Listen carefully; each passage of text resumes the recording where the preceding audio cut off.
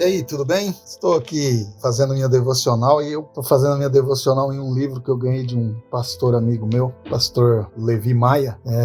O livro chama-se Santidade, sem a qual ninguém virá ao Senhor. É do J.C. Ryle.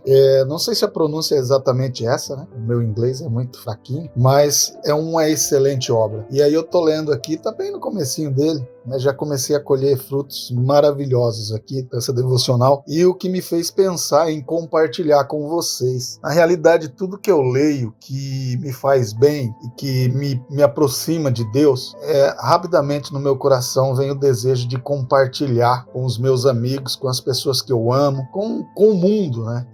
Porque assim, o que a gente sabe que é bom e que vale a pena ser compartilhado, nós não podemos guardar para nós. E por isso eu estou fazendo aqui uma série de devocionais curtinhas, para que a gente medite um pouco sobre o assunto santidade, porque me fez bem e eu acredito que vai fazer bem para você também. A questão é que quando começa a falar sobre santidade, a primeira coisa que neste livro trata é sobre o pecado.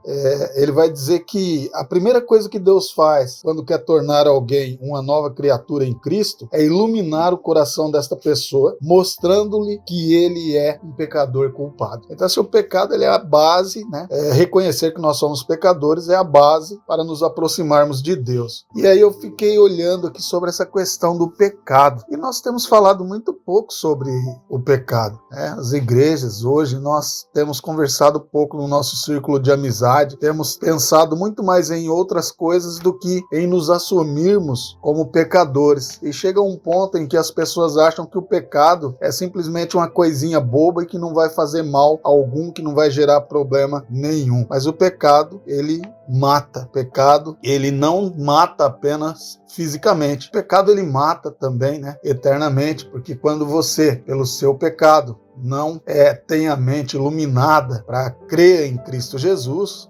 você estará eternamente morto. E nós nascemos no pecado. Davi foi muito correto em falar sobre isso, né? E por isso é importante a gente conhecer um pouco sobre o pecado.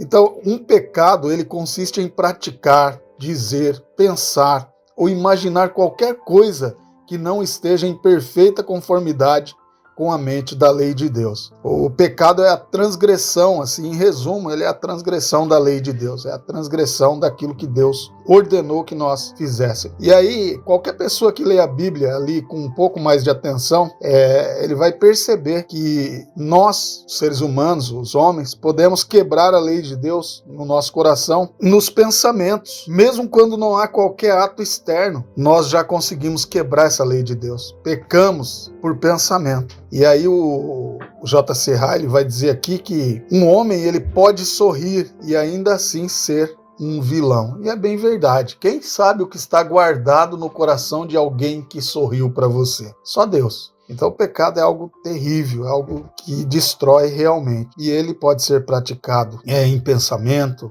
ele pode ser praticado por omissão ou por comissão, né? E essa é uma situação muito difícil, porque veja bem, a Bíblia diz que há pecados de omissão tanto quanto de comissão, e que pecamos, tal como diz, né, o livro, a Bíblia, porque deixamos de fazer coisas que deveríamos fazer, tanto quanto fazemos coisas que não deveríamos fazer. Então o pecado, ele consiste nas duas situações. Quando você sabe que deve fazer algo e não faz, você está pecando. E quando você faz algo que não deveria fazer, está pecando. Então a questão do pecado, ela está enraizada em nós. E nós precisamos ficar muito atentos. E talvez uma oração interessante para fazermos todos os dias seria a seguinte: Senhor, perdoa-me de todos os meus pecados, sobretudo dos meus pecados de omissão.